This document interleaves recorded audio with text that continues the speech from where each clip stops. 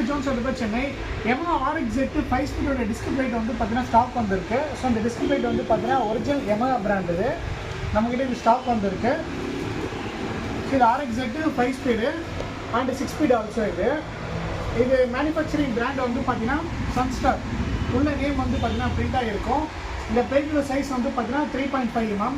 So இந்த பிளேட்டில் வந்து இப்போ ஆயில் அப்ளை பண்ணி பேக் பண்ணியிருக்காங்க கம்பெனியில், அதனால வந்து நான் இதை ஓப்பன் பண்ணாமல் இருக்கேன்.